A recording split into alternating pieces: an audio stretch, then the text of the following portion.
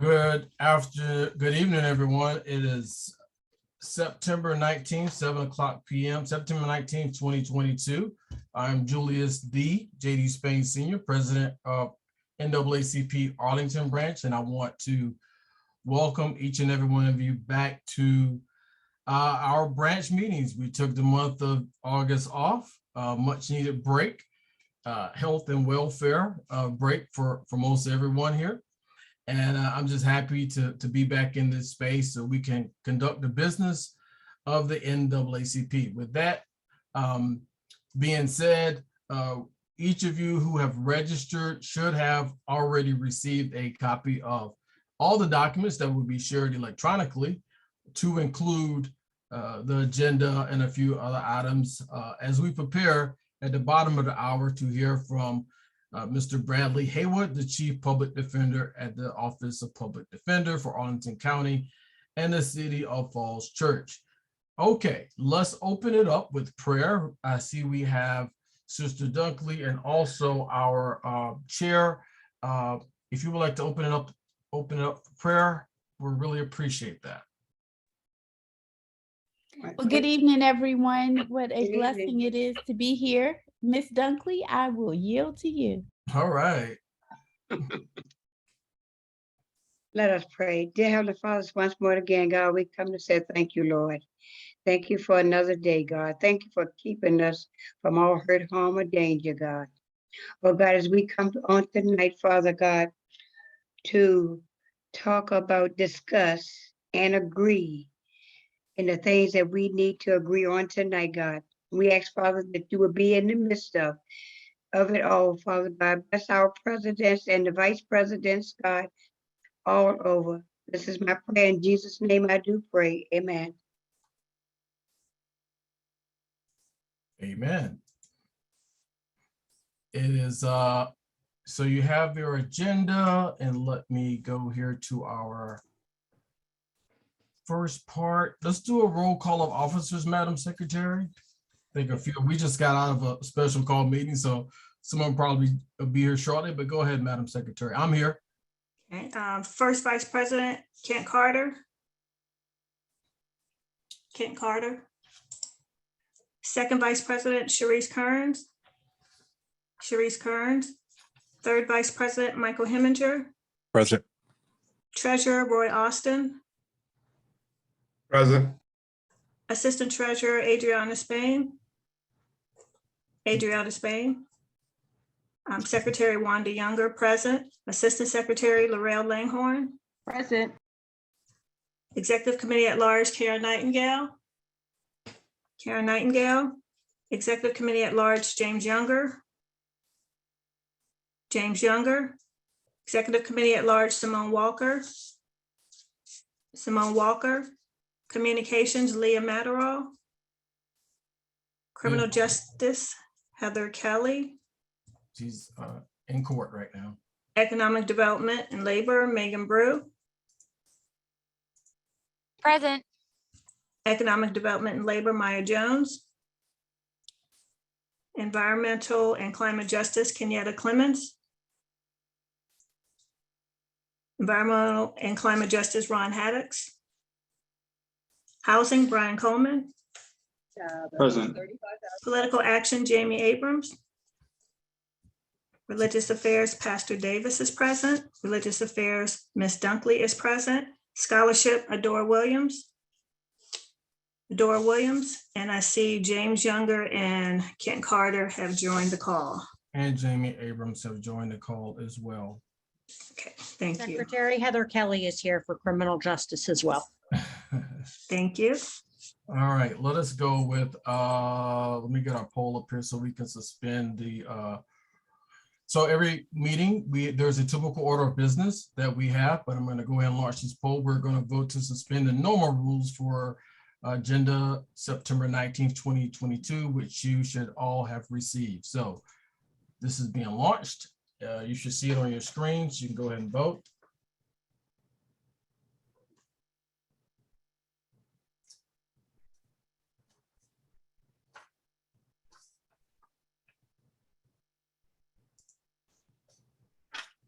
We're going to give it about 10 more seconds.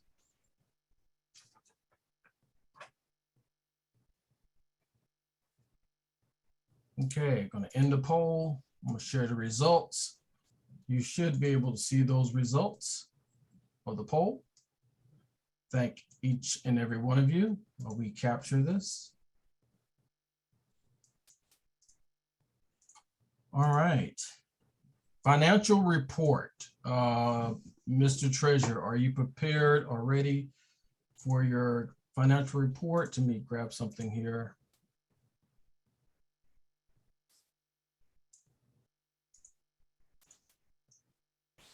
All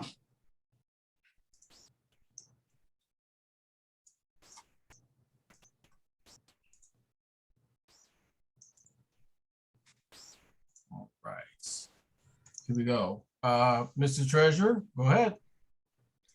Okay, good evening.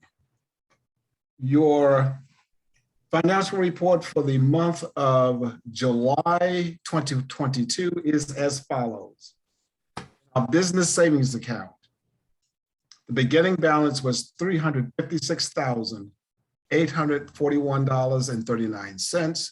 There was no activity in that account, so the ending balance is again $356,841.39. In our business checking account, the beginning balance was $26,843.85. Deposits totaled $60. Withdrawals, $659.20, with an ending balance of $26,244.65. The combined total in the account at the end of July is $383,086.04. That is the end of this report. Address the budget at all. Well, this was shared, right, Mr. Treasurer? I did send it out. Okay, all right. All right.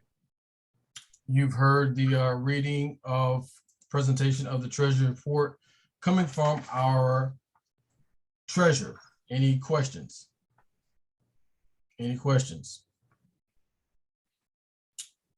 All right, no questions. I am going to order it filed and turned over to the audit committee. We will be having an audit coming up here shortly. Roy, get my video going back here. Get you off. All right. Next in your agenda, let me change something here for Roy. Roy, you can turn your video back on. The next part of the agenda is a few remarks that I need to make because as every president, when it comes to this time, we need to be clear and concise to all of our members. Again, you should have received in your, those that registered prior to 6 p.m., I think, Madam Secretary, there's an email went out with the agenda. And so you'll see where it talks about NAACP Arlington branch elections. There's a hyperlink on the agenda that will take you to a presentation that was made by National NAACP, I think about a week and a half ago. I attended that presentation, and what it does is it talks about the process of elections at a branch of the NAACP from beginning to end. And there's a few things I want to highlight, right? And then there's a few things we're going to vote on here tonight. Some folks have, thank you to everyone who's put their name in the hat to serve on the nomination committee, but I just want everyone to be clear on what's going on. So this year, the NAACP Arlington branch, as well as every branch of the NAACP, elections will be conducted by the national office. That meaning we at the local level will not be conducting our elections. They will be using a platform called Election Buddy. All right. Again, that link to the election process and how it's going to be conducted is inserted in tonight's agenda. And there will be some follow-up emails that will be sent to all members. To run for office in the branch of any branch of the NAACP, you must be a member in good standing, no later than May 1st of 2022. That means this past May, you must have been in good standing with the NAACP. All candidates for office must live and or work in the jurisdiction of the branch. That's Arlington branch. And your membership must remain continuous throughout the date of elections, which will be in November of this year. What that means is you have to be active on May 1st, and you could not have had any break in membership after May 1st through November when the elections are conducted, okay? This is all explained by National NAACP as well in the video, and it's about 45 minutes. Members need a valid email to receive a ballot. It is critically important. It is critically important that your email is correct in the Salesforce program. You're probably saying, well, Spain, I don't have access to the Salesforce program. Whatever email you use upon sign up, if you receive emails from National right now, don't worry about it. You're good. That means it is correct.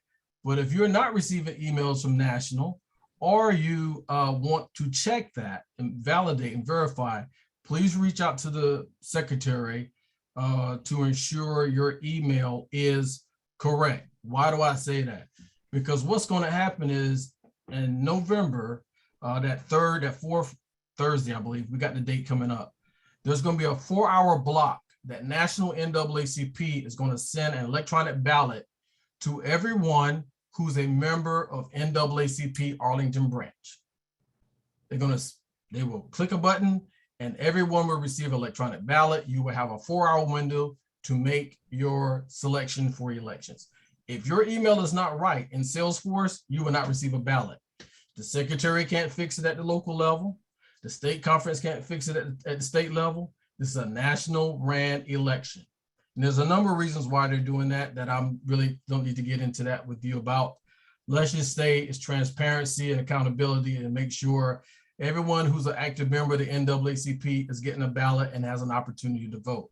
If for some odd reason or another, you don't have an email, or you need to get your ballot in another way, on your phone or something, please contact the secretary as soon as possible so we can work that out, okay?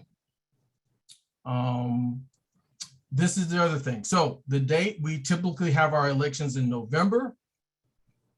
Our date for election, upon your approval, it has to be either Thursday, Friday, or Saturday. We have a 3-day window for 4 hours. Ours is going to be Thursday, November 17th, 2022, from 5 to 9 p.m. Thursday, November 17th, 2022, from 5 to 9 p.m. And you will get a ballot during that window. Also, those candidates, anyone who wants to run for office at our next meeting in October, each candidate will have 2 minutes to speak at our October 17th meeting. If they want to, they don't have to the general membership as to why they want to run for office and why you should select them. Okay. The other thing is we are at this meeting to have a nomination committee elected by the general membership and made up of volunteers. We sent out emails.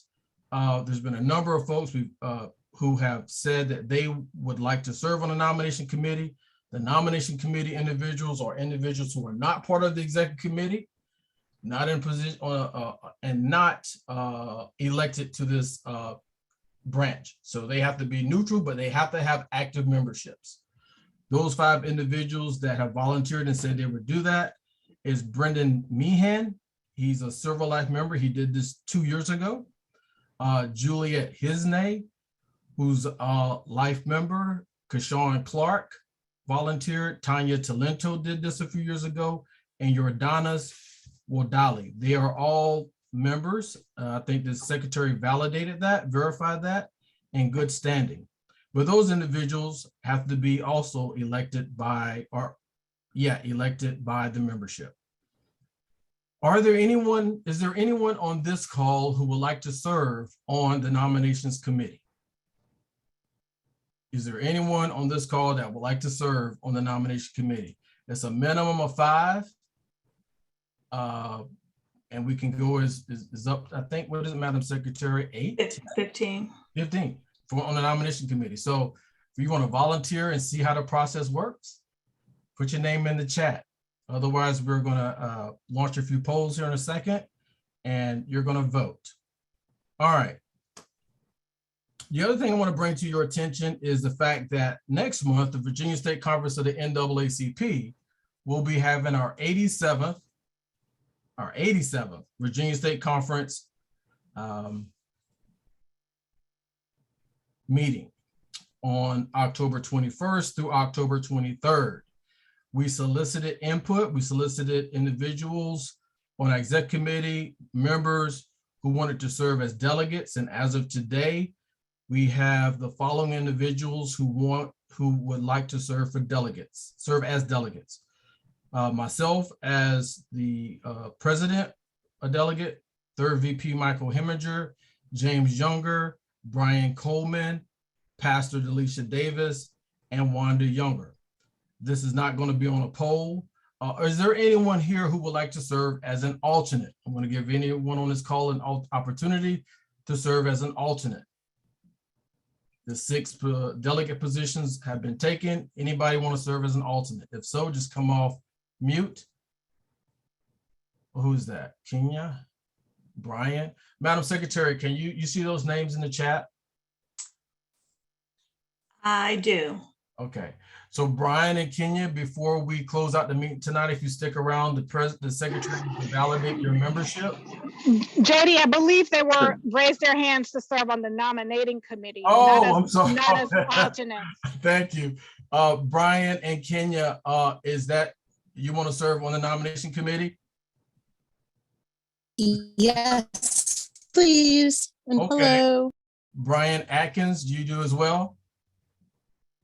Okay, thank you. So Madam Secretary will verify your memberships, and then we will have a vote shortly, okay? As long as your memberships are good, there's no problem with that, and the membership has to vote on that. Anyone want to serve as alternates? Any additional folks to serve as alternates for the Virginia State Conference virtual conference? I didn't see any names. Okay. Also, I want to bring to your attention that we now have new committee and officer emails, which are posted on the NAACP Arlington branch website. We have been working hard, your executive committee, secretary and assistant secretary, over the past several months. We've talked about this years ago, to moving away from using our personal emails to conduct NAACP business. You got to know I've been torn on that for a number of years because I just got tired of using my own email because we already get beat up with a lot of emails. But look, we are there now. So effective immediately, if you need to correspond with anyone at the NAACP and leadership, our emails are listed on our website. We've sent out a distribution to everyone who's joined this call at least twice. Do your best to, correspond back and forth using our new email addresses. Why? Because we will be establishing some level of having a repository as well. And it's just good business practices. All right. I've also, just to get in my soapbox, I've challenged the county government because we've also had, many of you who've sat on commissions. All commissioners don't have their personal, they don't have commission emails. Not all of them. And they're out there using their personal email to conduct county business. We got to get past that too, but that's a whole nother thing. All right, so those are our officer emails, new committee emails. Any questions? All right. Finally, I just want to bring to your attention that we will be having the exec committee considered the date. Our Freedom Fund Banquet Awards program this year will be virtual. Again, it was pretty successful last year. We will be held on Wednesday, December 14th. And again, that's Wednesday, December 14th, 2022 from 7 to 9 p.m. More details to follow. We have a few invites out to guest speakers waiting on their reply. And once we lock in someone, we will let you know, but save the date. December 14th. It's a Wednesday, middle of the week, 7 to 9 p.m. And those of you that attended last year, you know we had a really good time. As far as Freedom Fund and cost, it was about $25 a piece to have a, again, a really good time. And I think we brought in about $14,000 in revenue. And that was really good. And it's only because of you and other sponsors that we had to make that Freedom Fund a success. And as many of you know, a large part, a lot of that money goes to some of our operating expenses, but also goes into our scholarship program so we can give award scholarships out to our students here in APS in Arlington. All right, before we go to the voting and we bring up each one of these, Madam Secretary, you've had a chance to verify those two names at all? Yes, they're both active. Thank you. Okay, okay, great. All right, so let me launch a few things. Any questions before we get into poll launching? It'll be one poll at a time. Let me stop this one.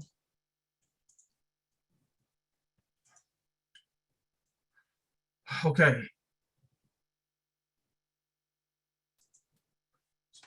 I'm going to launch a poll here. I'm going to amend this because it's not added here, Madam Secretary. The two additional names, Kenya Piddington and Brian Atkins, to be included. So I'm going to launch this poll right now. You vote either yay, nay, or abstain.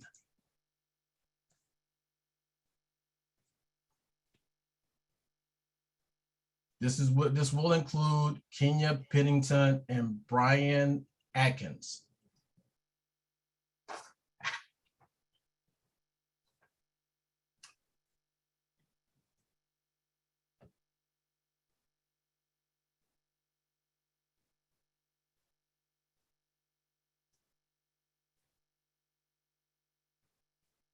We have 3 people we're waiting on.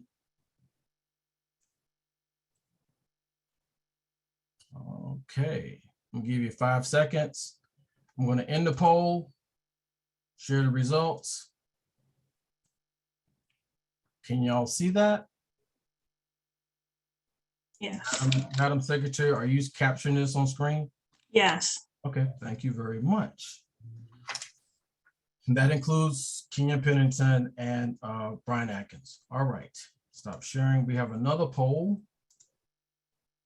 The date of election. Election date of the NAACP Arlington branch will be Thursday, November 17th, between 5 and 9 p.m. This date is what we will return back to national NAACP elections. Yay, nay, or abstain.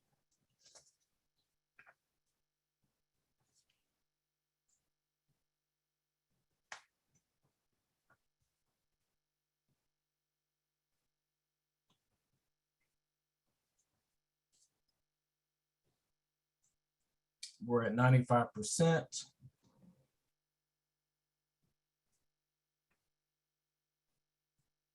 Give you about 5 more seconds. All right, I'm going to end the poll. Share the results. Madam Secretary, can you see that and capture it? Yes. Okay. Right. The next thing, okay, the next portion we have in the past, well, since I've been here, the NAACP, these are the elected positions for 2022, excuse me, from January 1st, 2023 through 31 December 2024. The president, first vice president, second vice president, third vice president, treasurer, assistant treasurer, secretary, assistant secretary, and 3 executive committee at-large members. I'm voting this. You will vote on this. These will be the positions that will be up for elections.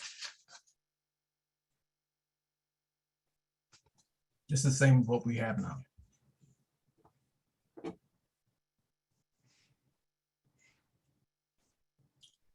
I will share with you while you're taking that poll that there's some branches don't even have a first vice president. So we're in a pretty good situation. Go ahead, Simone, you have a question. Yes, I know you said National is running the elections. are they going to like, are they just doing the mechanics of it, or are they going to ensure there are no conflicts of interest with officers in terms of other roles they might have or who they might be related to, et cetera? Give me, what do you mean other, they're only doing the mechanics. What conflict of interest are you talking about? In general, They're right? not- When you have they're- officers, of an organization, just to ensure that they can act with fiduciary responsibility to the NAACP and not have other competing, conflicting positions in other organizations, or that you don't have too much nepotism going on the executive committee. That is incumbent upon, no, national will not do that. That is up to the exec committee of the branch to one, identify and make sure that, to what you just stated, all of what you just said is not going on.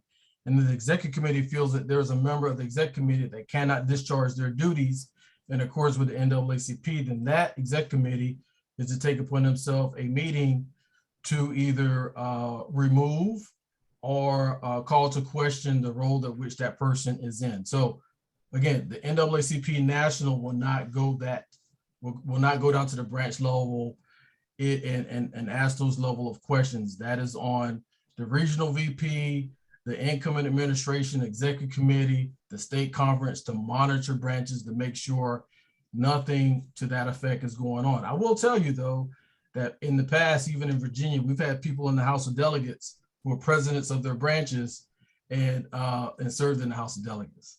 And I think, their exec committee felt that they could do both jobs harmoniously. I don't know if that's the case, but again, it falls on exec committee, Simone, to make that decision.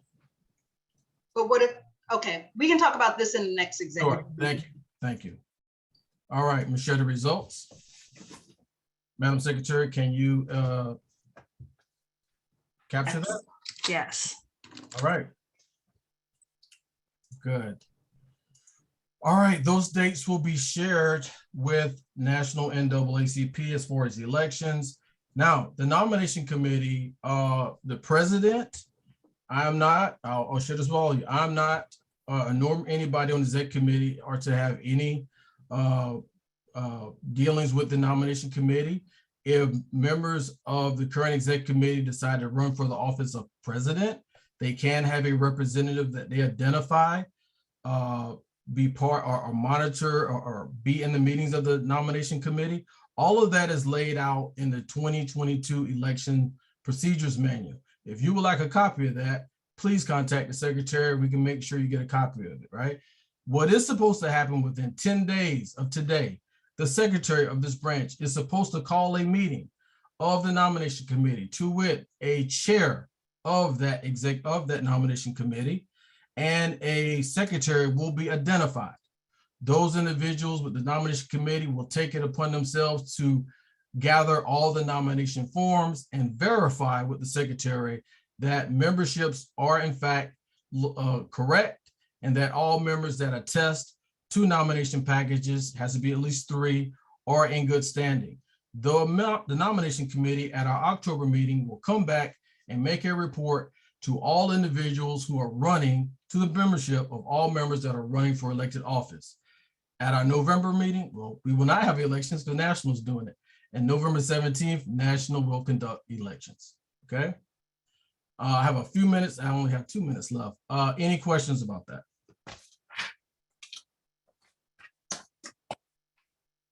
Just to let everybody know, I will not be running for re-election, so don't worry. Any questions? All right, that being said, it is my great pleasure and honor. Yeah, right, Mike. 10 years under my belt. Y'all can do this. But I'm not going anywhere. NAACP is in my heart. Gold Life member, by the way, sir. It gives me great pleasure to bring before you a gentleman who's been working hard in our community for a number of years. Let me go and spotlight the beardy guy who I know quite well, Mr. Brad Haywood. Brad serves as the Chief Public Defender at the Office of the Public Defender for Arlington County in the City of Falls Church. Welcome, Brad. Thanks, JD. Pleasure to be here. Yeah. Good night, Simone.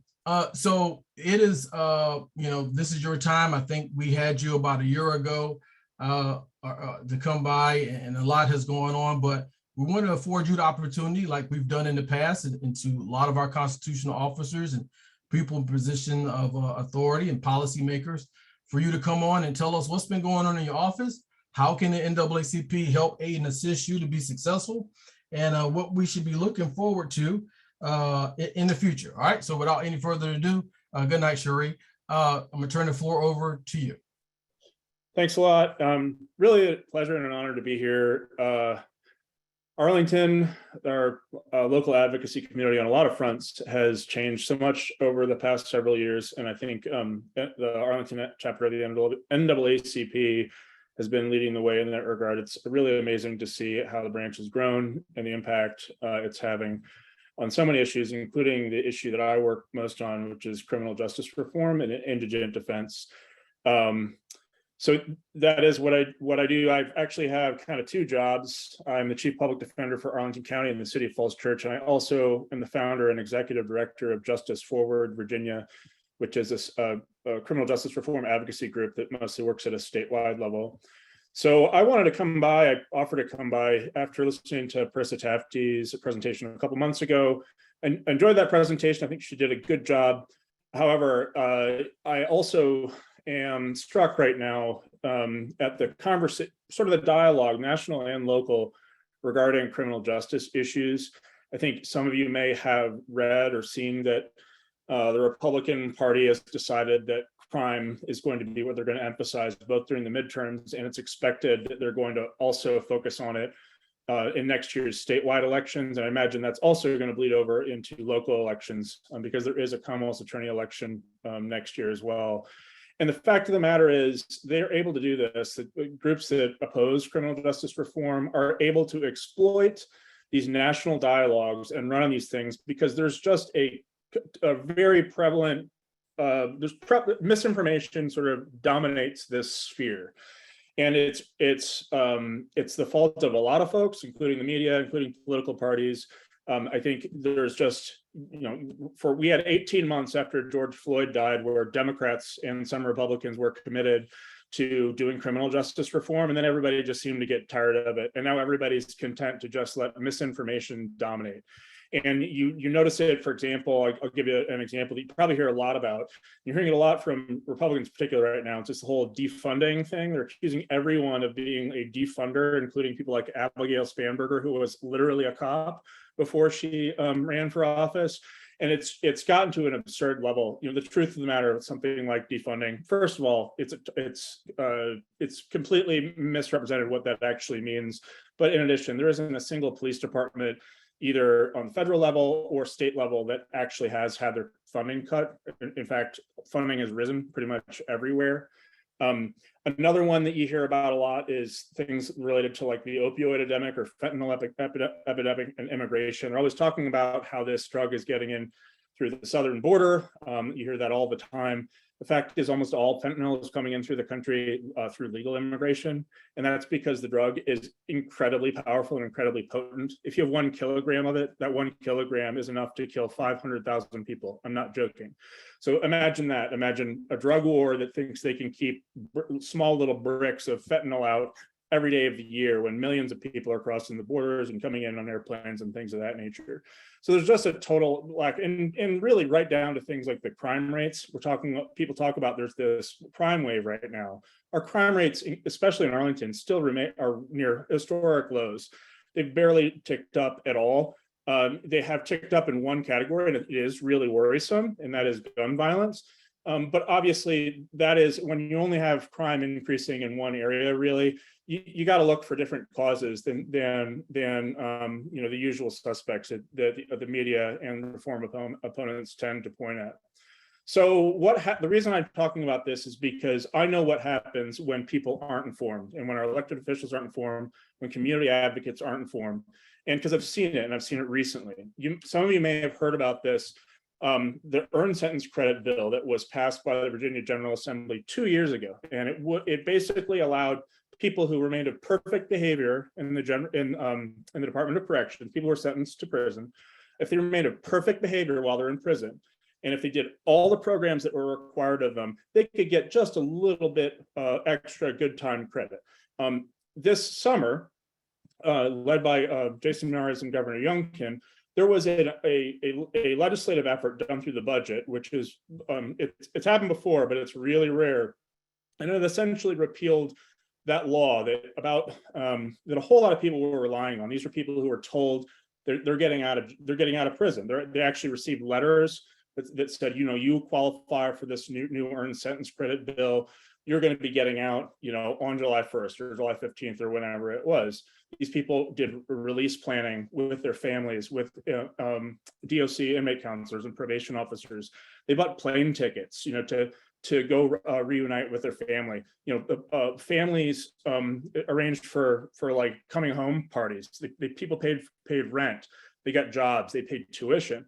And then all of a sudden, at the last minute, literally 2 weeks before a whole slew of these folks were about to get out of prison, because they had perfect behavior, because they'd done all their programs, the rug was pulled out from under them. And it was mainly because of misinformation about what the impact was of that bill. And for just to give you a little more specifics on that, essentially what folks like Miyares and Youngkin were saying was, oh, you're letting out all these people who've committed murder and rape.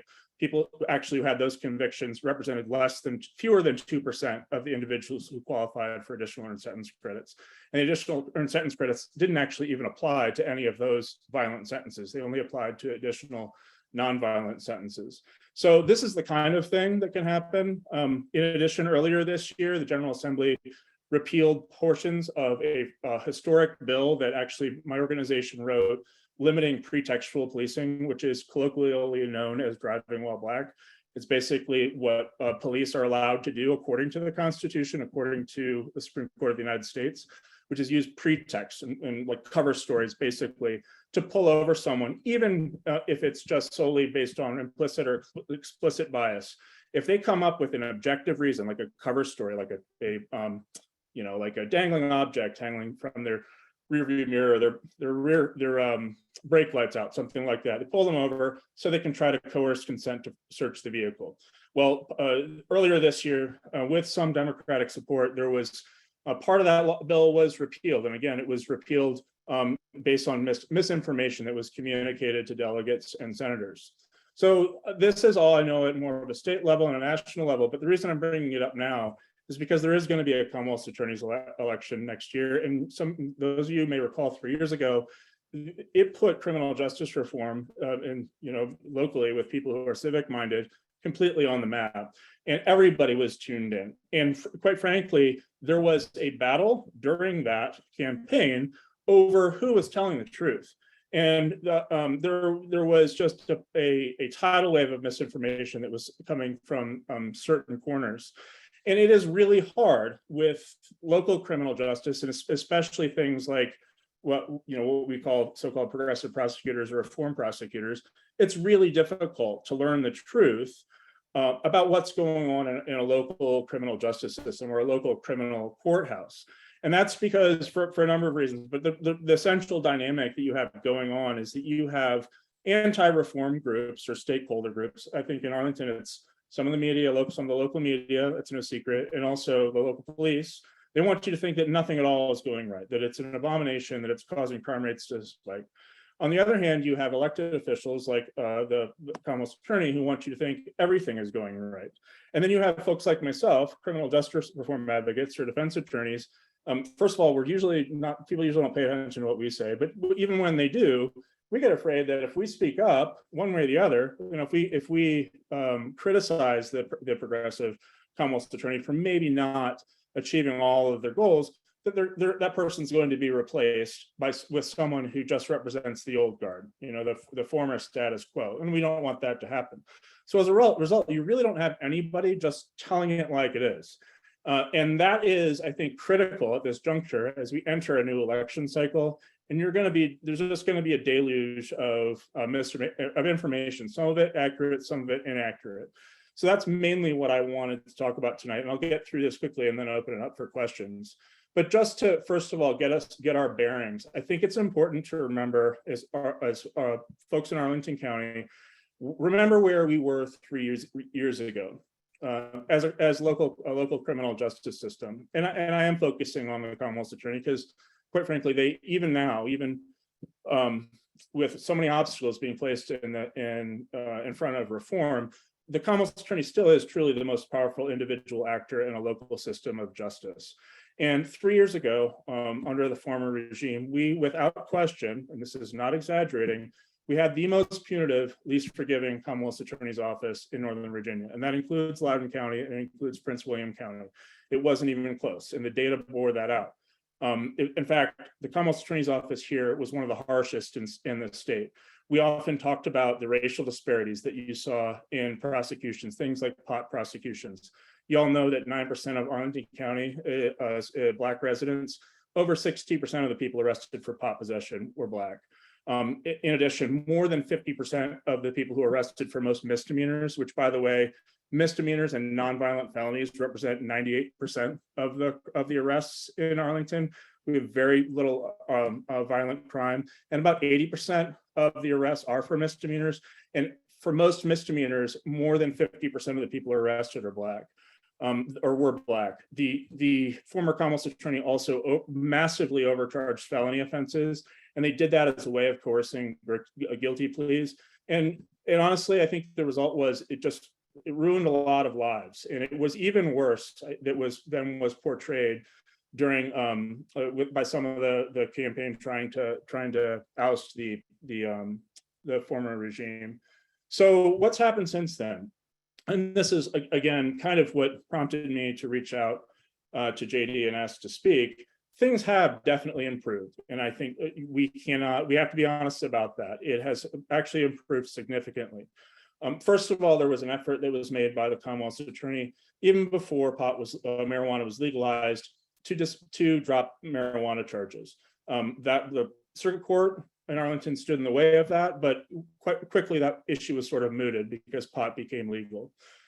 We also now have a behavioral health docket that operates. It's a pre-plea behavioral health docket, meaning that people who need those services can access them without pleading guilty and giving up their right to a trial. And it's working really well. Actually, we're pretty happy about it. We were skeptical as an office, but we're pretty happy about how it's been going. We also have new GDC judges. 2 of the 3 are new judges. Both have a defense background. One of them is a former public defender. They are on board, and I think with reform, and they want to have a more humane, more restorative process than we've had in the past in Arlington. There are now fewer aggressive prosecutions of people who are charged with drug possession or have serious mental illness. The new Commonwealth's attorney, or Paris's office, over the past 2.5 years, they don't ask for cash bail. That's true. They haven't been doing that. They're more reasonable about things like property crimes. Fewer are being indicted as felonies. Overcharged, I would say, as felonies, because it's so easy to overcharge property offenses in Virginia. And their office is always open to a humane approach in cases that don't involve violence. So a sort of restorative approaches, emphasizing alternatives to incarceration, and including things like restorative justice. So that program has taken a while to organize, but it's off the ground. And so we have a lot of these things that are successes. And, like I said, in a county where most of the arrests are for nonviolent offenses, if that's the approach they're taking, well, it's making a pretty significant impact. And I think we can't overlook that. And also, I think it's worth noting that Paris's office, things have been better with them, with this progressive prosecution movement, than others that have been attempting the same thing. If you've been following the news at all, we have people who claim to be progressives all over the country, but we have 5 of them in Northern Virginia. And honestly, compared to the others, like the Fairfax County Commonwealth's attorney in Loudoun County and Prince William, Paris is delivering on her promises quite a bit more, and I think has had far fewer management issues than have some of the other offices. And in fact, a couple of them are not progressive at all, and are arguably even more punitive than their predecessors. Ironically, Loudoun is one of them. I say ironically because I think a lot of you know Buda Vivarai is targeted by Youngkin and Jason Miyares a lot for criticism, as if things have been reformed massively. If you talk to the defense bar out there, they just roll their eyes. They're like, nothing really has changed. If anything, given the staff there. They're very aggressive prosecutors who really haven't reformed much at all. There is this perception, though, that because promises were made, and I think I was somebody who actually bought into a lot of this, that promises were made regarding overhauling a local system of justice, that a prosecutor actually had that ability to totally overhaul a local system of justice. And because the only criticism that the Commonwealth Attorney in Arlington gets is from police and some of the local media, there's this perception that, we've done all this reform stuff, like it's all happened, we're doing great now, everything is just fine. And that is just not true. First of all, on a broader level, we still in the United States have a massive mass incarceration problem, and we still contribute to it in Arlington. We have, as many of you know, the United States, we have 5% of the world's population. We have nearly 25% of the world's prison population. We spend more on police and prisons in the United States than all but 2 countries spend on their militaries, and on police, than all but 2 countries spend on their militaries, and one of those countries is the United States. And of course, we still have pretty high rates of violent crime as compared to other industrialized nations. Locally, however, and I think this is the part where I have some particular insight, is we have still massive obstacles to making our system truly more humane, more evidence informed, and promoting the kinds of humane, restorative, rehabilitative outcomes that we want to see, that we want to be proud of as a community. One of the things, I think the main obstacles has been our circuit court judges. I hate to say it, but it's a fact. They've made clear, our circuit court judges have made it clear that they are willing to go really above and beyond what other judges are willing to do to stand in the way of reform. One of the ways they've done that is they're rejecting all kinds of plea deals. I actually have done and we're talking pretty normal stuff that would have flown through under the prior regime. Our current circuit court judges, I would say, are rejecting or taking under advisement 30 to 40% of plea offers that are presented to them. Whereas I did a data project with some interns last summer. We analyzed one of the most recent non-pandemic years, pre-pandemic years, where we had complete data. I think it was 2017 that we analyzed, and the circuit court judges didn't reject a single plea offer all year. Like that was 600 or other dispositions, not one out of like 500 or 600 cases we looked at, not a single one. Just this year, I bet there's been 50, that have been rejected. And how can you really, when the presumption of this progressive prosecution movement was, we have discretion, when a circuit court doesn't let you exercise your discretion, it's really hard to follow through on the promise that you've made. This is also true of dismissals of cases. So one that got in the news a lot, and I mentioned a little earlier, was dismissals of drug possession cases, like pot possession cases in particular. They stood in the way of that. They wouldn't do it. Again, it was mooted because of legislative action. But even after the legislature actually changed the law on dropping cases, and this is non-drug cases, but even after the legislature changed the law and said, no, prosecutors have the discretion to drop a case if they want, our judges still found a way to say, no, you still have to provide us a good excuse. And basically the excuse now, or the explanation they want to be provided, is that the prosecutor isn't engaged in bribery. And no, I'm not joking, because that's what the statute says. It says the only time that a judge can stand in the way of dropping a case is if there's proof that the prosecutor has engaged in bribery. And so some of our judges are saying, no, you have to tell me good cause, to explain to me why you haven't bribed anyone. And it's often you're just banging your head against the wall. You can't believe some of the things that are going on. And honestly, as groups of advocates or volunteers, if you're looking to make a difference, if the NAACP wants to get involved in this, we really need a court watch in Arlington, because that's a narrative that just isn't being shared with the general public about what's really going on in the courtrooms and why things aren't going necessarily as we had hoped they would. Beyond that, we also have magistrates in Arlington who make the initial charging decisions. Our magistrates are really carceral in their approach. They're the ones who make initial bond decisions, bail decisions. I would guess probably 80% of the bail decisions they make. Let me see here. 80% of the decisions they make are usually eventually overturned by a GDC judge or a circuit court judge.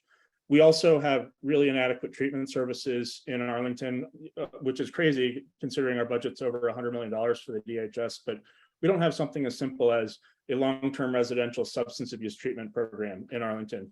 The only long-term residential substance abuse treatment program is in the jail. So if you need long-term residential substance abuse treatment, you go to the jail, like you get put in jail. It's wild, but it's true. In addition, we have this program that offers holistic or wraparound services for people with serious mental illness called the Reentry Programming Unit. But as you all know, we have 250,000 residents in Arlington. There are only 6 beds in this program, six for the whole county. It's just, we could fill 30 beds at any given time, and we've only got 6. And lastly, another one I think that I wanted to touch on in terms of obstacles reform is, and this is, just being really honest, it's our police department. They've done very, very little to facilitate reform. I know that Chief Penn expresses support for some of the initiatives like mental health crisis response. I take him at his word, he wants that to happen, but you have an entire department of people that aren't following that lead. And I think you even have, there's a suggestion that there are even active efforts to subvert reform by some of them. And you see that in some of their public statements. So, this is, yes. Mm-hmm. Go ahead and finish your sentence there, and then we're gonna, with the 10 minutes left, go ahead. I'll jump in. Yeah, so that was pretty much everything I had to share as an overview. Yeah. I would just note that if you want more information about this, I actually wrote an article. It's called Busting the Myth in a publication called Inquest. It's about some of the shortcomings of progressive prosecution and, a lot of things that I've already said. But it touches on some other things and that are including some Arlington specific information. But yeah, that's a kind of a quick overview of what we got going on. Well, thank you, Brad, for that quick overview. And I know 30 minutes, an hour is probably is not going to be enough time to talk about the exhaustive issues as it relates to the public safety, police reform, law. It's a lot. But what we did is, in an effort to be transparent, we did ask those that were registering for this meeting to, we solicited questions, right? We have 9 here.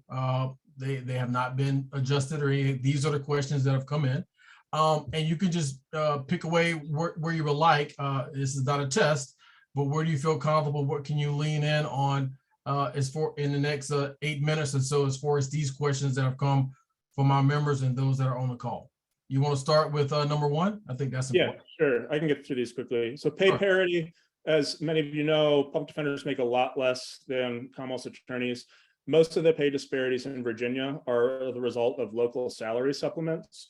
So in Arlington, I think Parissa makes about $70,000 more than I do. She has 6 people in her office that make more than 7 people in her office that make more than my chief deputy, Allie Carpenter, who a lot of you know is an amazing lawyer who deserves to be paid just as much as them. So those are mostly local, they're locally created disparities. Bills have been proposed the past several years in the General Assembly to require pay parity. I don't think those are going anywhere. So the best way to get pay parity actually is through local advocacy.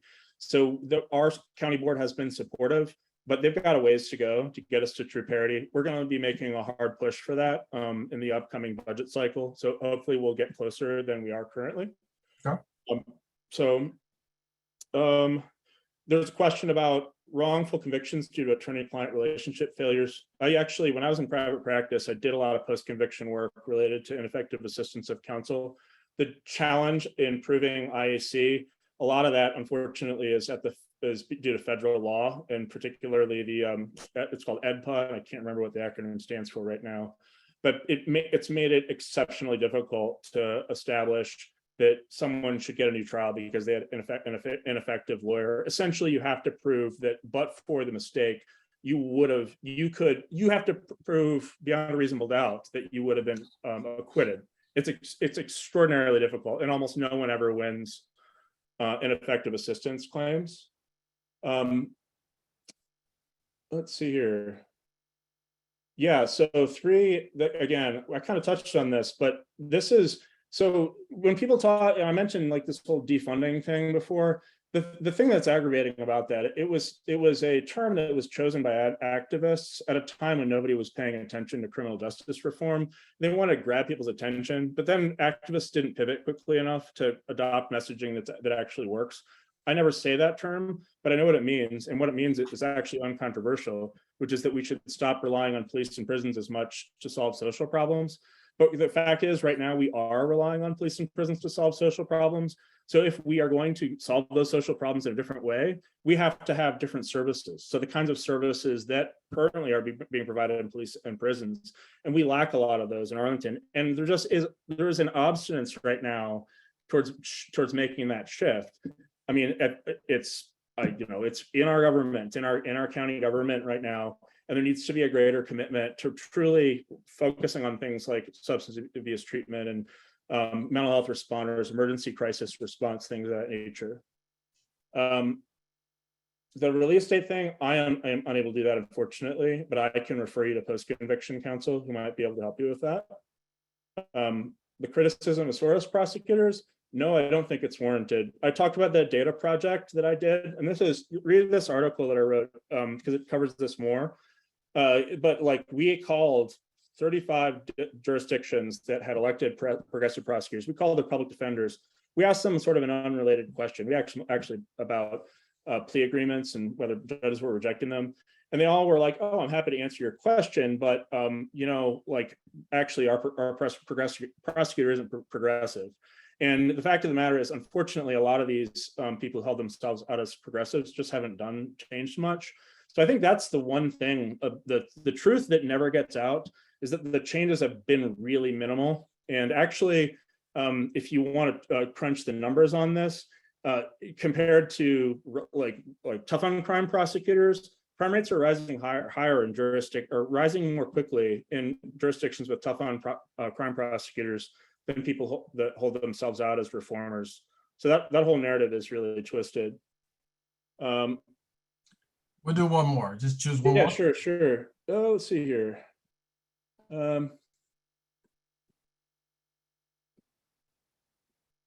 What are your thoughts on VA not having stand your ground law? So we have a castle doctrine, but it's not like Florida's stand your ground law. But some of you may have followed that there was a trial. The defendant's name was Hamza Abu Shariah. It was the smoke shop down in the valley, and it was a self-defense case. I was co-counsel in that case with one of my assistants, Robert Marshall. And actually, our defense was we were attempting to use more of a castle doctrine defense. We weren't allowed to. So actually, we don't totally have that in Virginia. I think stand your ground laws are a bad idea, and like it. But it's tricky, because you get into stuff like gun laws, and everybody's advocating for stricter gun laws. But who experiences the effects of aggressive gun law prosecutions? It's Black Americans mostly. Yeah, you've got to there really has to be a lot more thought put into that, and restrictions on gun ownership. It has to be a thoughtful approach that doesn't result in boosting mass incarceration. I do want to open it up for anyone who, good night, Jennifer. I know you need to sign out. Thanks for attending as always. Is there anyone who may have a question? We have about 2 minutes that want to come off the mic and unmute themselves and ask Brad directly a question. I know he's prepared for it. Anyone? Let's be diplomatic in our questioning. Yeah, I have a question, JD. Yes. Is this to Brad? Go ahead. Yes. Hey, Brad, is there any way we can push for the police to, meet with the progressive reforms either through the oversight board or the county board? Honestly, JD is better positioned to answer this question than I am, because he's the one in your chapter, honestly, has been the one pushing these issues the most. We don't have leverage I don't have leverage with the people who need to be listening. And I think the people who need to be listening are the county board and the county manager, because they don't push the chief of police much. Like there was that whole hiring process and just defaulting to the second in command, without, while there were other qualified minority candidates, for example, it just doesn't seem like there's, I don't know why, but it feels like county leadership isn't always listening on that point. And I think the pressure needs to be put on them. It's like, if you want real reform in this county, you need to pressure the police department to get on board with it. Because they're not going to do that. They're not going to do that just by people, in the community complaining about it. They're not going to do it until the people who cuts their checks, pays their budget, turns the screws on them. And so I think that's what needs to take place fundamentally. Brad, thank you for your answer. And Bryant, thank you for your question. I will add to that as far as the NAACP goes, we not only try to meet people where they are, but we try to have we have had conversations with all aforementioned individuals, parties, whether it be the chief of police, the county board, elected officials, and looking at ways that, we can move the needle, Brad and Bryant. And though we may not, always come to agreement, we know that there's more work that needs to be done.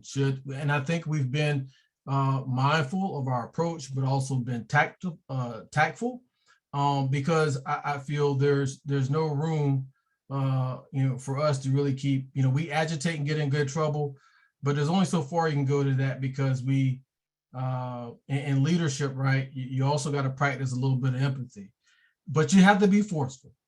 And we got it, Brad, we got it, Brian, and I think we've been successful on many fronts. Let's just say we can agree that there's more work to do, right? So with that being said, kudos to you, Brad. Kudos for coming out tonight. I know you've met with our Criminal Justice Committee, and before this, a few weeks back. We thank you for your leadership. Pay parity, pay equity is something that it needs to be addressed. I totally get it there. Because you play a critical and very important role in our legal system. Your office does. So thank you. No questions, I believe. And let's give, we're in a virtual space. Who all knows about this? We got to give them a virtual hand clap. All right, there we go. Thank you, Brad. Get you a spotlight before this here. All right, before we move into the next part, the latter portion of, and please drop that link, Brad. I'm not sure if he's gone, but you can drop that link to your article in the chat during this meeting. I do want to recognize real briefly a few elected officials that we have with us tonight. Many of them have been committed supporters to the NAACP, and I think the Commonwealth attorneys here somewhere, but I do want to thank State Senator Barbara Favola, County Board Member Matt DeFerranti, and our Commonwealth Attorney, Parissa Dagani Tafti. They're all on Spotlight. Thank you. Again, thank you, Brad. We all got to work in this thing together, we call it, because people are counting on us, and thank each and every one of you for being here with the NAACP. So off goes the spotlight and back to the agenda we go. Now, and it will State Senator Favola, do you have anything to say? I will just say that Brad's doing a wonderful job in advocating for criminal justice reform with the lawmakers in Richmond. It's a battle. We've got some lawmakers in swing districts, and they're always weighing the political impact of their votes. So let's just say we need to play defense now, and we need to do a better job of playing the defense game. And we need to watch our elections, and we need to get involved. If you care about criminal justice reform, then you're going to have to really vote in 2023 in a very big way.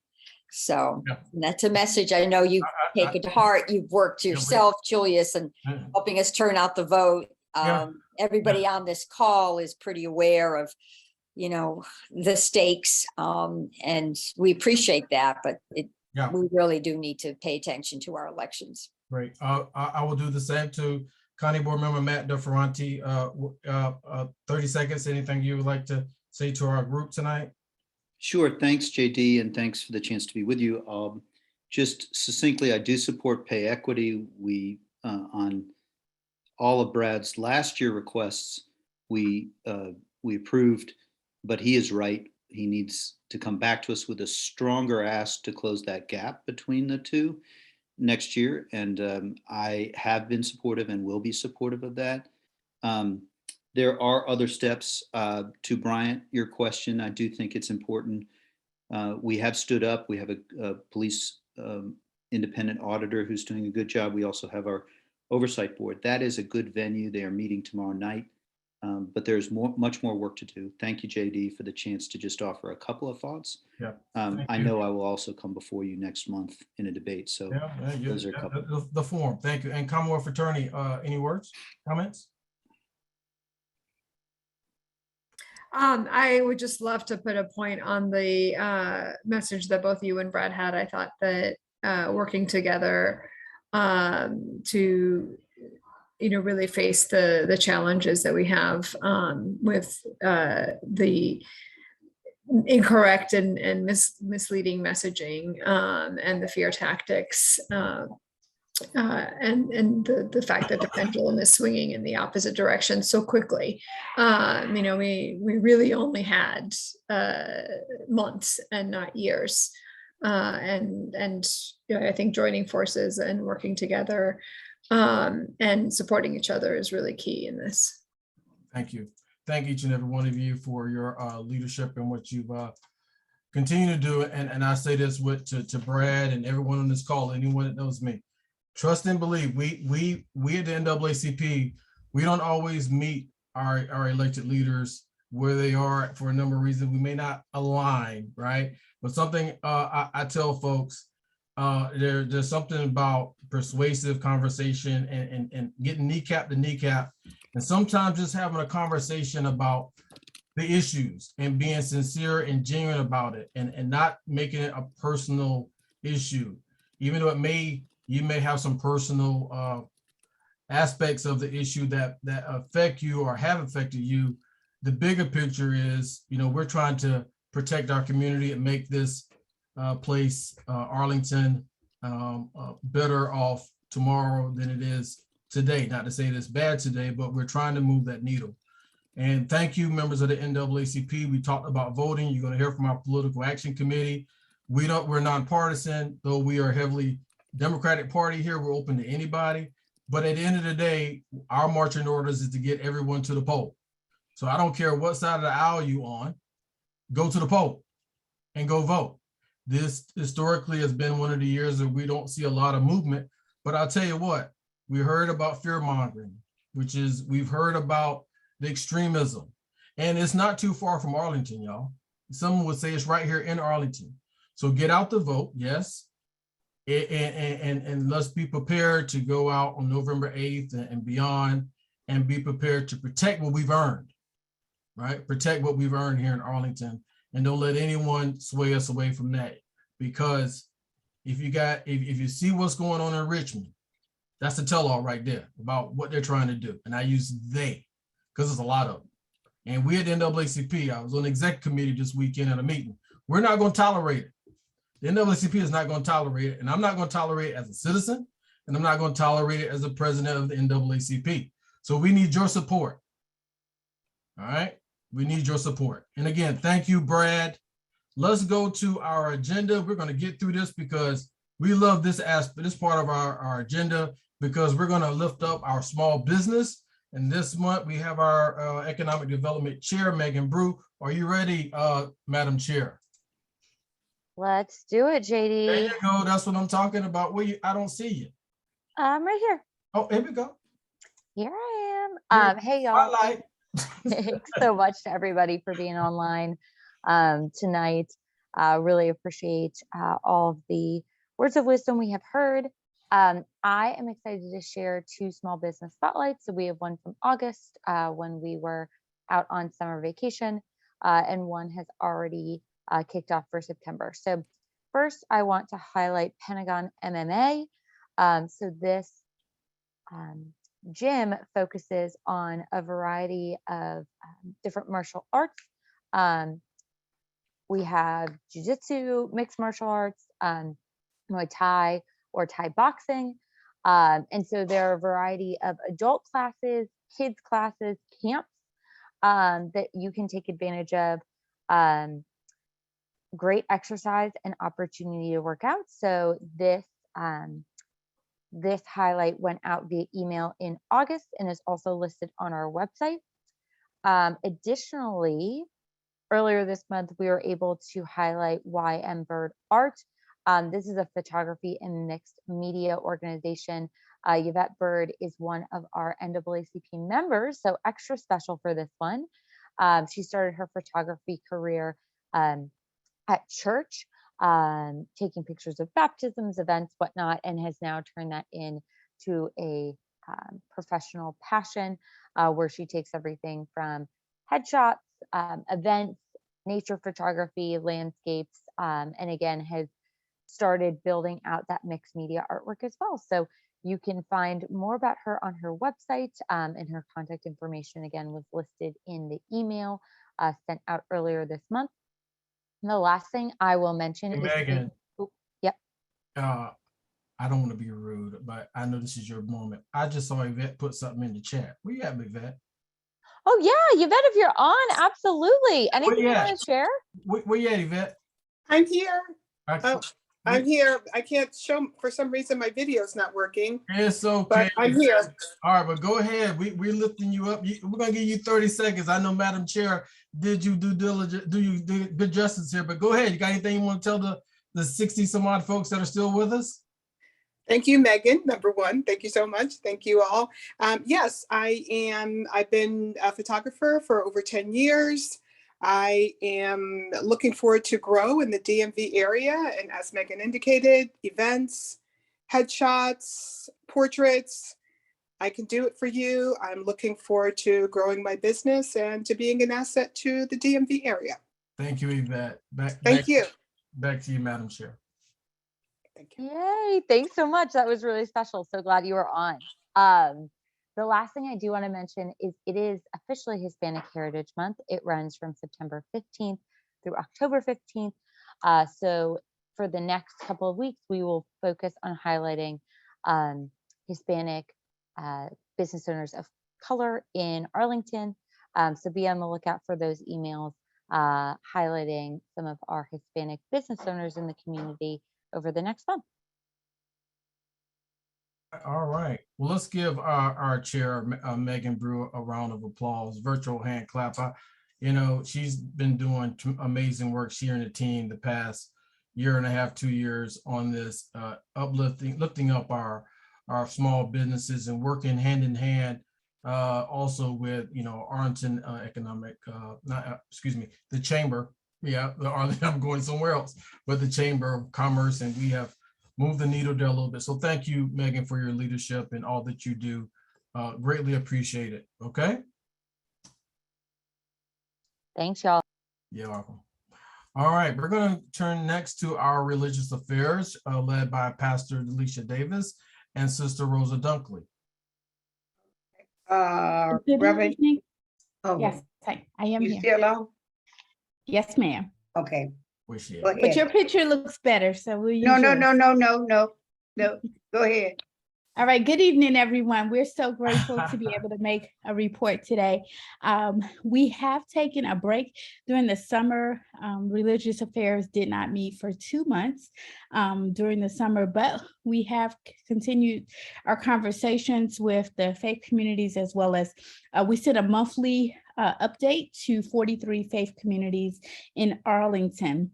Right now, we're working with 5 churches to set up voter registration drives this fall to make sure everybody is ready to vote, and providing information as the date gets closer in with that.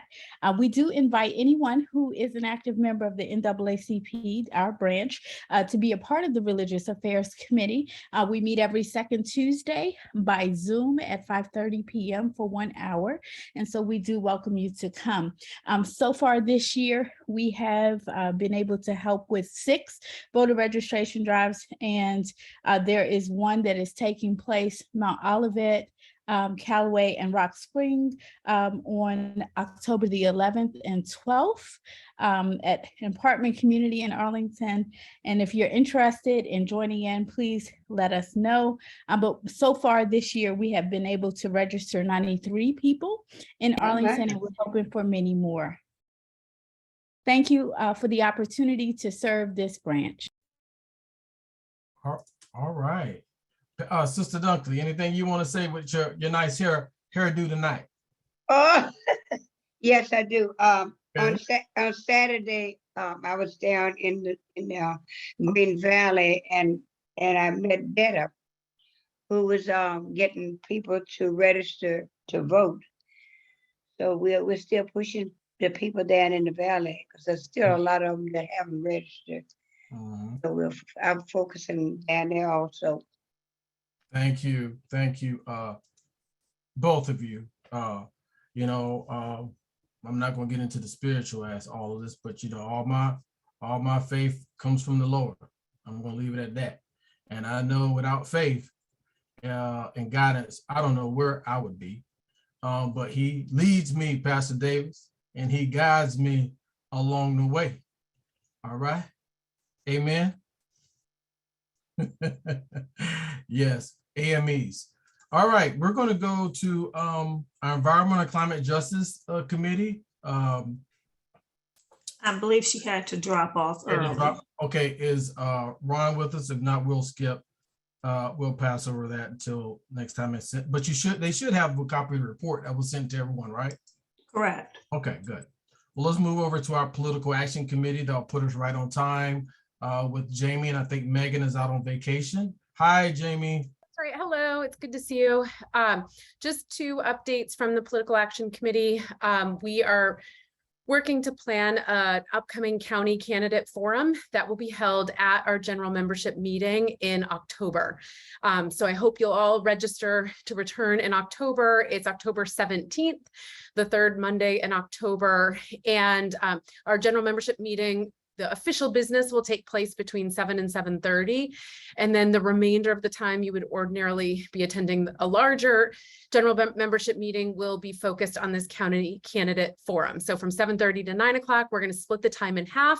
The first half of the program will be devoted to our 3 candidates running for county board. And the second half will be devoted to our 2 candidates running for our school board. We're really excited to have moderators for each session from our talented executive committee. We're really excited to have Jan Marie Pena from our Political Action Committee emceeing the event. And we're working hard to put that together. That's a structured dialogue, so not open Q&A, but we really focus on drawing upon the NAACP's mission statement and the work that's happening in our committees to ask questions of all of our candidates to get a sense of how their vision and their platform aligns with our branch priorities and mission. So we'll be structuring that dialogue and working with the committee chairs to get those questions poised around the most important issues of our upcoming season. The next part, there was already a mention of Detta, and I'm glad Rosa gave a shout out to her.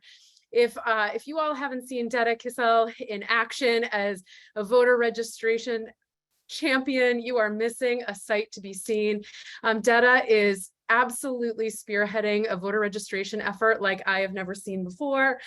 She has personally coordinated efforts to get our branch into 26 affordable housing complexes and to have knocked on 3,000 doors. And Detta is printing her own materials at home, getting out the word on early voting, talking to voters. And if you've ever seen Detta in action, it's not just registration, but it's also civic engagement, which is the core bread and butter of what the Political Action Committee should be doing in a nonpartisan way. So focusing, making sure people know why voting matters and getting out to vote. So she has spearheaded an extraordinary effort. She organized our participation at Green Valley Day on Saturday. And so the Political Action Committee is distinctly grateful to her for organizing, and we are always looking for volunteers on that front. And then the last announcement would just be early voting. Again, we're nonpartisan, but we promote civic engagement and political participation, and early voting begins on Friday. So I would encourage everyone to get out and vote, but also you can wait until our candidate forum. Yeah, early voting continues until November 5th. So our candidate forum is on October 17th. The Political Action Committee meets on the second. We meet on the first Sunday of the month, but we've been off a little bit lately. The first Monday of the month, first Monday of the month at 6:30, from 6:30 to 7:30. We warmly welcome any new members. Thank you. Thank you, Jamie, for such a thorough report. And thank you, Mike Shea, for your comments. I'm sure our Political Action Committee is looking at that. And thank you again, Detta, she was on earlier, an entire political action committee for showing up and showing out at the Green Valley Community Day. I was down there for probably 30 minutes. I went to the table, saw Detta and someone else, and someone walked by and I said, "Are you registered to vote?" He was like, "No." I said, "Well, register." And it was just like he did it. We are making an impact along with our with League of Women Voters and many others in this area. And again, like you said, Jamie, we're just doing the business of the NAACP, nonpartisan, getting people registered and encouraging them to get out and exercise their constitutional right. So thank you. Any questions for Jamie? I think we're good. We want everyone to come out next month for our candidate forum. If you've attended the couple in the past 2 years, they've been probably some of the best, I would say. And trust me, we will not spend the first 30 minutes talking about missing middle housing. Okay. All right. Thank you, Jamie. Just one comment in response to Michael's comment in the chat. The reason we're not doing our congressional delegation again is because we did already do a forum with them in the spring, and we heard from both of the candidates who are on the ballot at that point. So we don't ignore our federal candidates. We give them appropriate attention, but we felt like we had already covered them and that folks would really want to hear from our county and school board delegates at this point. We sure enough did. Thank you, Jamie. All right, let's go on. We're way ahead of schedule. That's a good thing. As you can see, a month off, what it does for our members and our chairs, they're full of energy and they're just going at it. So maybe we should need to start taking every other month off. No, I don't think so. They would, somebody would national fire me. They're coming to get me. All right, we're going to spend probably 10 minutes till 8:30 with our housing committee because Kellen is out tonight. He had an engagement, our chair, but we have our vice chair here tonight to talk about housing. Brian Coleman, the floor is yours. Sir. Thanks so much. Good evening, everyone. Yeah, it's going to be a little bit of a doozy with this one. There's quite a bit that happened over the last few months, so bear with me. I'm going to try to catch all of the points here, but keep it as succinct as possible. So we've met with both the fair housing groups with Serrano and the Barcroft Apartments back in early August. Actually, we met with Mitchell a handful of times, speaking to him about voice as well as issues related to 30% AMI proposals, as his group has been really working very hard on trying to push the county to do more with securing a percentage of their dedicated housing for those underneath 30% AMI over the next few years. We've also spoken with multiple tenant advocacy and collaboration groups, Ugata, ACE Collaborative, Voice, Juntos en Justicia, over Barcroft Apartments as well. Moving on to Serrano Apartments, a joint subcommittee on the status of aging properties Serrano report was recently released that we've gone over and are currently forming a statement of support on. We also have talked about our legislative agenda items for next year's legislative session in the state assembly, and we've narrowed it down to just 3 because we want to be able to dedicate enough effort and resources to pushing as strongly as we can on these priorities, as well as dedicating our resources to things that we feel confident have a chance in the General Assembly. Them being first, pushing on the Affirmatively Fair Housing or AFFH grant program. Also, we'd like to do more with local enforcement of tenant rights and protections, as well as hopefully getting a bill to expand uniform statewide building code to include things like mold. So we are in current conversation with Department of Housing here in Virginia. We've been doing routine talks actually as part of the Youngkin administration's efforts to reach out to local groups regarding housing. So there was a general forum for Northern Virginia at the end of July. It was last week of July that I attended as well as a follow-up that occurred in the third week of August. So moving forward, I believe there's going to be another meeting that they'll be holding, I think the second week of October. So Helen and I will also be attending that one, as well as the administration tries to formulate a policy. We also spoke recently to Professor Janine DeWitt, who is a professor working at George Mason University, and she has a current study detailing mapping exclusion in Arlington regarding restrictive covenants. And so we had a really good conversation with her this past Thursday, and we hope to be included in further conversation there because we are really interested in her research and what that would mean for the NAACP and a potential event that we could hold with her once her research is farther along. Trying to do this, and I believe, yes, of course, trying to save the best for last before I get the missing middle. We also been working Virginia Housing Stability Fund Work Group, which is another one of these initiatives that the Youngkin administration has put together, where we talked about how we can better reform the Section 8 grant program. And it was very insightful. There's an individual who lives in Fredericksburg who we had on to speak to us and his experience in using the Section 8 program.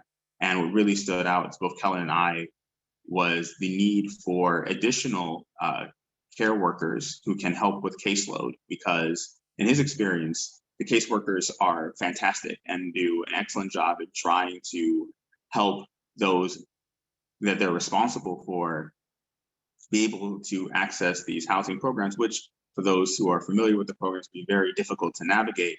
The problem is that there's just so many individuals to be helped, and it's nearly impossible when one individual may be responsible for 30 different cases.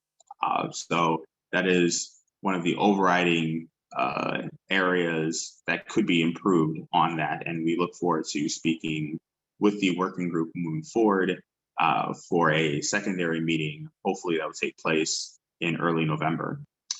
And lastly, there's the missing middle study, of course, and everyone's already heard about it. It's seemingly the only thing anyone talks about.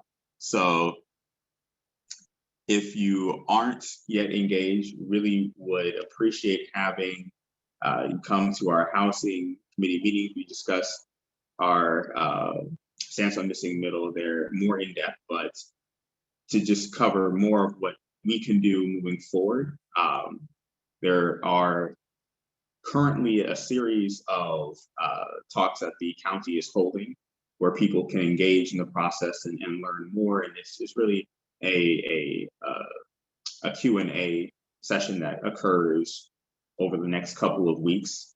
Now, one would have had to register to participate, but we have heard from various members of the county board that they would really like to have people come if possible. So even if you haven't registered, please try to reach out to the county board and hopefully you will still be able to attend. I think it's a great thing that we at least have people be able to hear about this process as well as be engaged, because it is important that multiple perspectives are being offered in these meetings. I try to attend county board meetings in addition to these, and what can happen oftentimes if you have a preponderance of one voice at these meetings, who can be fairly vociferous in their opposition to missing middle. And so I think it's extremely important for the branch, not just the housing committee, but for the branch as a whole, to show their support for this and try to get engaged at whatever level they can. So if you would like, they still have openings on these county board Q&A sessions.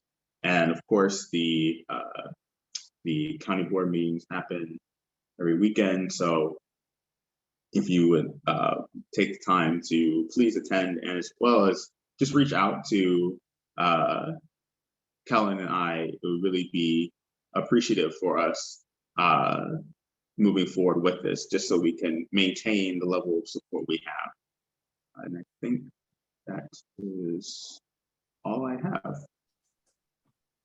Yeah. And make sure if you have any questions or concerns, please reach out to me or Kellen on the housing committee, and we'd love to just have more people on board to work with us, because Lord knows we will need more hands moving forward. Thank you. So Brian, thank you on a very a thorough report as well. And let's give Brian a virtual hand clap, everybody. So yeah, missing middle is the conversation of probably the conversation of this decade here in Arlington. And there's serious ramifications, I think, what a lot of people are saying, if you go for and against, right? I think at the end of the day, our leadership has a decision to make, that one that is wherever way they go, some folks aren't going to be happy. That's the reality, Brian. That's the reality, members on this call. It's tough, but that's why you're leaders. You know, leaders aren't elected to sit idly by. Everything's not going to be easy.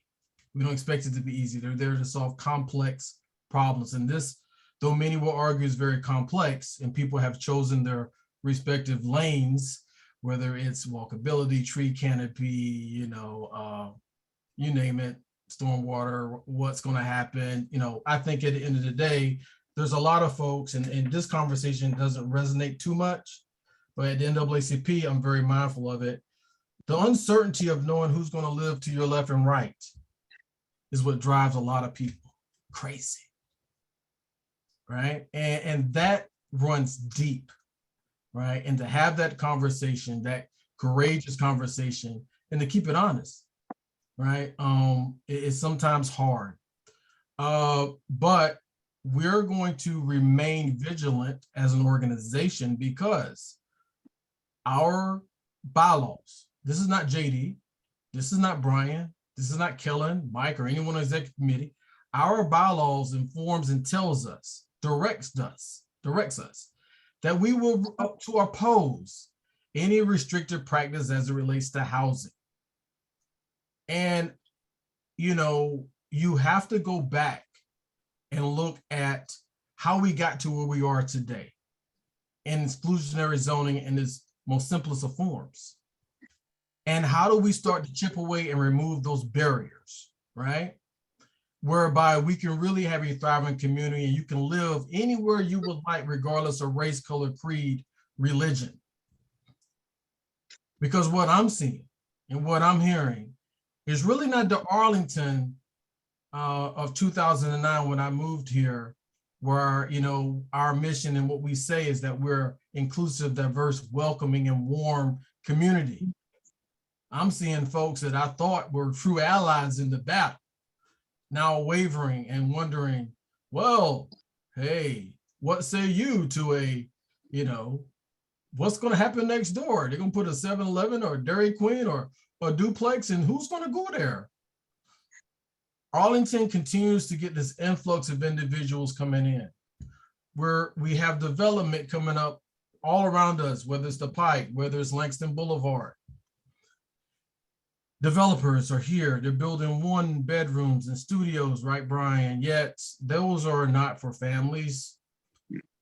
That's building upon a transient neighborhood, my friend, right? There's people that want to come and live here. My kids who are 29, 27, and 24 respectively. And many of you on this call who have kids probably about my age, most of them when they get out of college can't afford to come back to Arlington and buy a home. Many of them don't want a single family home. Some of them may just want a 1,000 square foot type house that they can say that's theirs. They don't want a yard. They don't want all that maintenance, right? So that's just one aspect of it. And I know there's some analysis that has not been done as it relates to whether it's 8, 6 type housings. We haven't shared that with the public. The public doesn't know. Is it going to be more cost effective? Is it going to be affordable? There's so much uncertainty. But I much rather deal with housing and that animal, right? We call it that piece, than deal with what's going on in Richmond. Back to that. That's a conversation we had earlier, right? So we can't come together to solve this problem.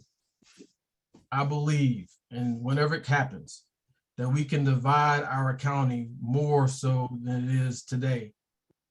And that's not going to be healthy. All right.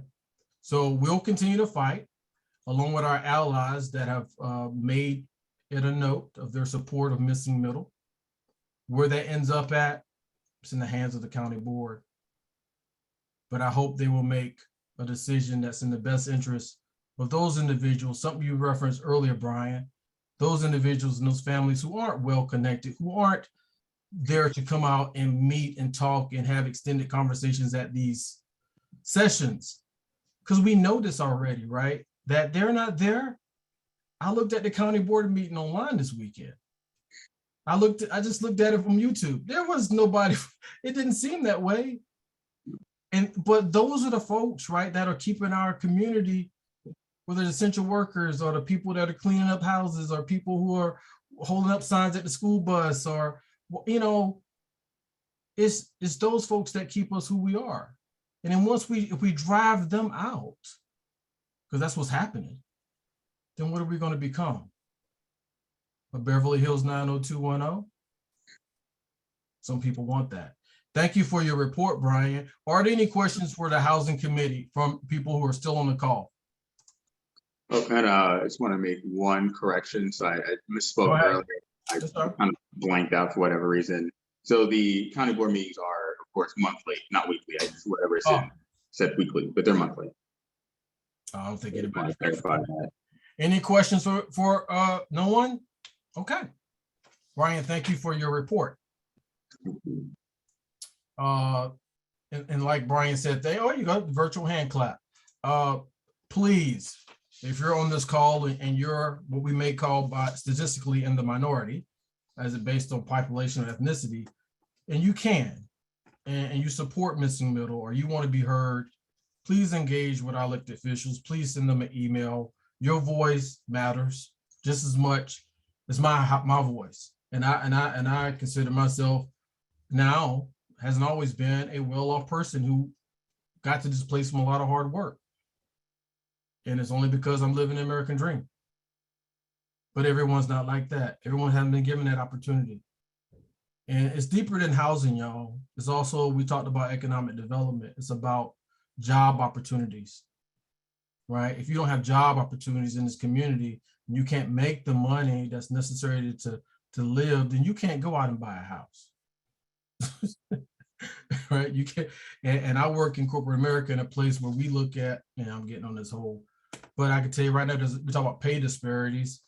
There's hiring disparities as well when it comes to women, people of color in the workforce. All right. Remarks by first VP, second VP, third VP. First VP, are you still with us? Hey, thank you, Mr. President. I got two quick remarks. Yes, sir. Thank you. My first one, as I was sitting there listening to today's meeting, I just want to give a huge shout out to all the committee chairs, all the committees that have been working long and hard this year. We've done I think a tremendous job this year of being able to get out experts in their field and on these important, hot topics that we've been involved in. So, and I think it's, impacted our membership greatly to be able to have those experts come in and share their opinions, share the truth and some facts, and just help us make more informed decisions as a branch. So just very thankful and grateful that we've been able to do that this year. And my second thought that I had here tonight was, we've been in a unique position as a branch and as leaders to be able to be involved in these important, thoughtful discussions that have been taking place in the county. So I don't take that for granted.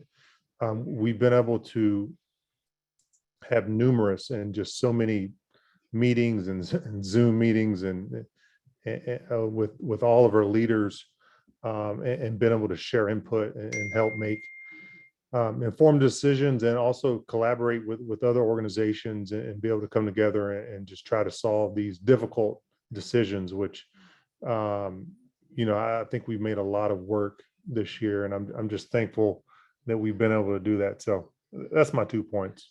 I appreciate everyone and thanks everyone for attending tonight. Thank you for your leadership, Mr. First VP. And let's give him a little virtual hand clap. Thank you, sir. I think our second VP had to break away earlier, and we're going to go over to our third VP, Michael Hemminger. And Mr. Sean Clark, if you stick around, I may want to introduce someone later on, Kashawn Clark, but go ahead, Mike. Yeah, thank you, Mr. President. Actually, First VP actually took my sentiments right out of what I wanted to say. And so I just wanted to, kind of express my thanks and gratitude to committee chairs and the members of this branch. As I reflect on these last 2 years, it's really clear to me that we've made a meaningful difference in the lives of thousands of our neighbors. And so when I lay my head down at night, that's something I'm really proud of. And I hope that the members on this call tonight, I hope that you're proud, because it's been all of us together really pushing forward. It's been an incredible 2 years, and to watch how the branch has really transformed, it's been really inspiring. So if you know me, I love a good quote. So I want to give everyone a quote as well. It's from John Lewis, and it's, "Do not get lost in a sea of despair. Do not become bitter or hostile. Be hopeful, be optimistic. Never, ever, ever be afraid to make some noise and get in good trouble, necessary trouble. We will find a way and make a way out of no way." And that's what we've done these last 2 years. Thank you, Mr. President. Thank you. And thank you, Mike. You were way ahead of schedule, and we're going to get you out of here, but there is someone with us tonight, and I'm going to bring her up and spotlight Ms. Kashawn. She's shaking her head. Ms. Kashawn Clark, who is, it's not on the agenda, but I'm going to let you introduce yourself, because, first impression is last impression. So go ahead, Kashawn, the floor is yours. Thank you, JD. I am so happy to be here. I'm a new member of this chapter. I'm a vice president for National Capital Bank on Wilson Boulevard. So we've been in the area for 4.5 years. So I'm just excited to jump in and be a part of this great organization. And I won't take up any more time. I'm looking forward to meeting everyone. All right. Ms. Clark, I want to put a face with a name, y'all, because you will be hearing more from Ms. Clark and National Capital Bank, hopefully here in the coming months. We are all about building collaborations and partnerships here at the NAACP, because the members of this team, those that have been on the committee, who've been on the committees before, it takes a toll on all of us. Right? It takes a toll on all of us, because this is volunteer. And sometimes we get a little, it may feel a little personal from each other back and forth. But I tell folks, as long as you put the NAACP first, because none of us are getting paid, you will win every day. And let's try to build upon being transparent and being accountable to our people. And I'll close as I started. It's been a long 10 years. But I'm not going anywhere, because the NAACP, I started this thing probably before some folks on this call came into this world, and that was 1988 in South Carolina. And my mom and dad took me to a place called Cherry Hill Baptist Church. I didn't know what was going on, but he said, "Get your butt up, me and my other 2 brothers, and you're going to the NAACP meeting." And though I went in the military and was all over the place, my heart always stayed firm with the NAACP, because it meant something. And they have a track record. When no one else can get to the table, the NAACP does. But when you get to the table, you got to be able to shape a message on behalf of the institution and your people. And you can't make it personal. The minute you do that, you're going to lose. Put the institution first. And we're going to continue to fight. We're way ahead of schedule. Are there any questions for me before I close out the meeting 15 minutes early? Thank you all for attending. Any questions? There being none, Madam Secretary, please stick around. The meeting is now adjourned. Thank you, everyone.